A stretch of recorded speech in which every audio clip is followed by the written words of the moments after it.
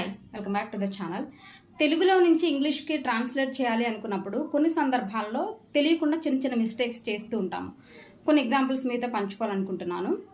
ఏ church దగ్గరికి వచ్చేసింది అంటాము, లేదు అంటే కాలేజ్ దగ్గరికి వచ్చేసింది అంటాము, లేదంటే స్కూల్ దగ్గరికి వచ్చేసింది, లేదా ఫంక్షన్ హాల్ దగ్గరికి వచ్చేసింది అంటాం.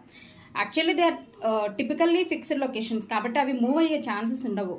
సో అలాంటప్పుడు ఏమనాలి, మనము చర్చ్ దగ్గరకు వచ్చేసాము అంటాము కదా. దాన్ని ఇంగ్లీష్లో ఏమనాలి? We are coming near the church అంటాం. చాలామంది we are coming near to the church అంటారు, we are coming near to the school, we are coming near to the function hall. But near పక్కన టు అనేది ఉపయోగించాల్సిన అవసరం లేదండి. ఎందుకు అంటే నియర్ అనేది already it implies the proximity. Okay, so instead of near to ఉపయోగించాలి అంటే కనుక we are close to the church అని అనొచ్చు.